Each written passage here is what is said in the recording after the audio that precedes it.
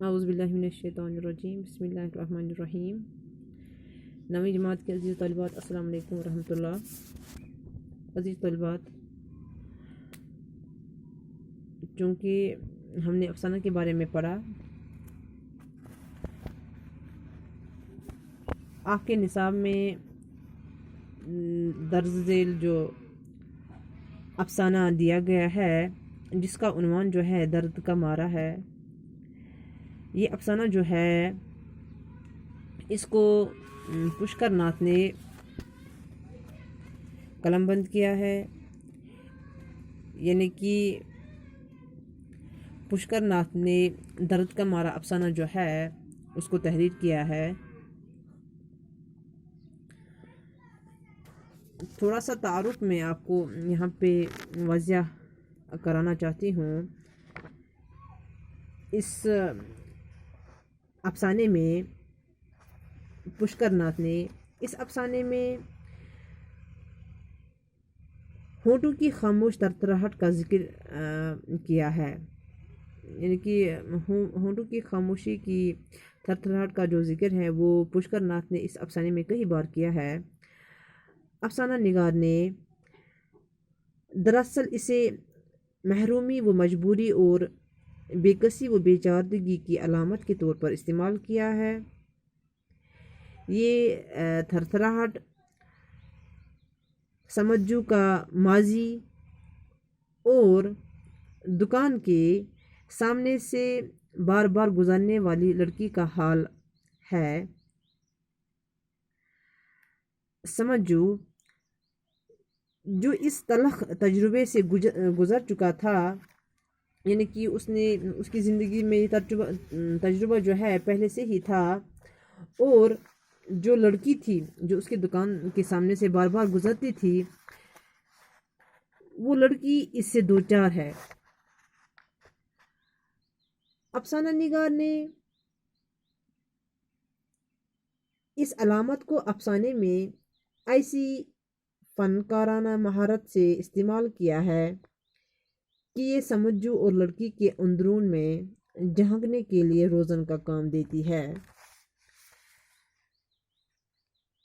تعارف اس کا یوں ہے کہ سمجھو جو ایک ماہر کاریگر تھا، اس نے زندگی کو نزدیک سے دیکھا تھا۔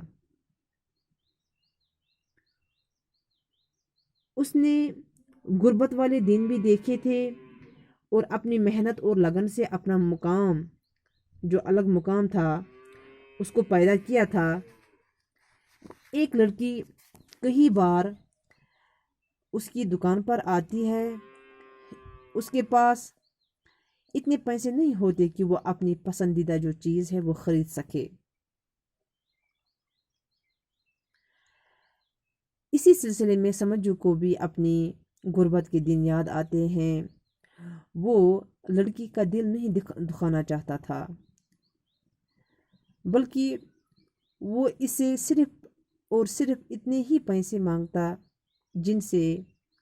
چیتے کا بچہ جو ہے تیار ہوا تھا۔ لڑکی یہ سمجھتی ہیں کہ سمجھو اس سے ٹھگ رہا ہے۔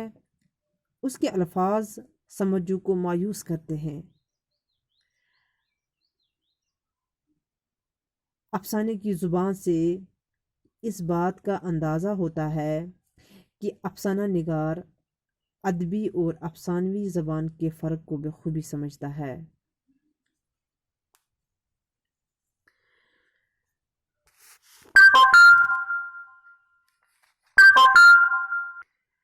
افسانے کی ابتدا میں لڑکی کو دکان کے سامنے تیسری بار گزرتے دیکھ کر سمجھو کے ہونٹوں کی مسکراہٹ کا پھیل جانا، پھر اس مسکراہٹ کا ایک اداس سی کیفیت میں تبدیل ہو جانا، لڑکی کے لیے اس کے دل میں ہمدردی کے جذبات کا پیدا ہونا، لڑکی کے رویے میں اس کا دل برداشت ہونا، اور اس کے کہے ہوئے الفاظ کو چیتے کے بچے کے تیز نوکیلے دانتوں کی طرح اپنی شہرگ میں پیوست ہوتے ہوئے محسوس کرنا۔ ان سبھی کیفیات کی وضاحت ہونٹوں کی اس خاموش تھرتھراہٹ سے ہوتی ہے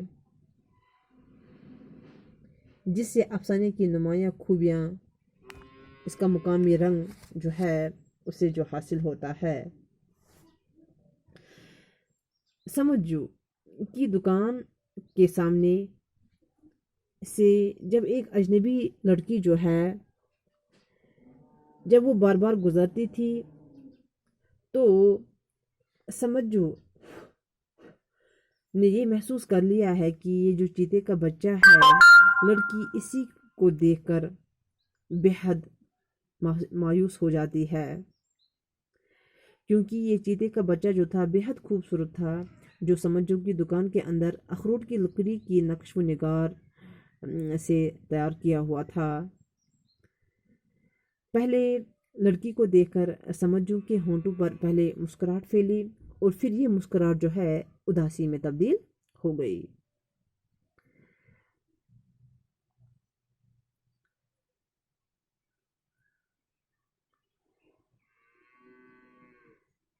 سمجھو کو ایک بہت بڑا ہنر تھا، ایک بہت بڑا فن جو تھا جو اس نے اپنے والد سے سیکھا تھا، وہ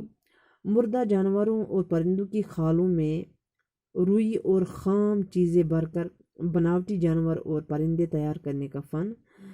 اپنے باپ یعنی کہ رمضان جو سے انہوں نے سیکھا تھا۔ رمضان جو کہ ان پڑھ تھا مگر اس فن میں بہت ماہر تھا، اس کے فن کے کمال کو دیکھ کر لوگ حیران رہ جاتے تھے کہ ایک انگریز کپتان نے رمضان جو کے فن سے خوش ہو کر ایک دستخطی سرٹیفکیٹ اسے سونپا تھا، جس میں لکھا تھا کہ اگر رمضان جو لندن میں ہوتا تو بلا شبہ جارج ششم نے اس کا آرٹ دیکھ کر اس کو سر کا خطاب عنایت فرمایا ہوتا۔ مگر ایک رات کو اچانک رمضان جو کے دکان کو آگ لگی اور پل بھر میں جو دکان ہے وہ مکان ہے وہ جل کر راکھ ہو گیا، جس سے ایک طرف رمضان جو کی اور دوسری طرف حاجی اسماعیل کی کمر جو ہے وہ ٹوٹ گئی، کیونکہ رمضان جو حاجی اسماعیل کا خاص کاریگر تھا۔ اس وقت سمجھو کی عمر جو ہے وہ 18 برس کی تھی اور دوسری عالمگیر جنگ جو ہے وہ ختم ہو چکی تھی۔ رمضان جو تھے انہوں نے اپنے بیٹے سمجھو کو مردہ جانوروں اور پرندوں کی خالوں میں نیا جسم فٹ کرنے کے فن کے تمام اسرار جو ہے اور جو رموز ہے وہ سکھائے ہوئے تھے، اور اس فن میں سمجھو نے نہایت کمال حاصل کیا اور آگے چل کر اپنے باپ اور استاد کا نام روشن کیا۔ مشہور ہے کہ ایک دن سمجھو کی دکان یعنی کہ سمجھو کے ہاتھ کا بنا ہوا سنہری جو یہ کلگی والا جنگلی مرغ جو تھا دیکھ کر ایک انگریز کرنل کی جوان لڑکی نے سمجھو کے خردرے اور میلے ہاتھوں کا بوسہ لیا تھا۔ باپ کی طرح سمجھو بھی جو تھا وہ ایک کاریگر تھا، مگر زیادہ دیر اس کا کاریگر جو ہے وہ بن نہ سکا، کیونکہ چیزوں کی قیمتیں جو ہے وہ بڑھ چکی تھی، اس کا آبائی مکان جو ہے وہ جل چکا تھا اور اس کی ماں کو تبدک کی بیماری لگ گئی تھی، جس کی وجہ سے سمجھو نے اپنا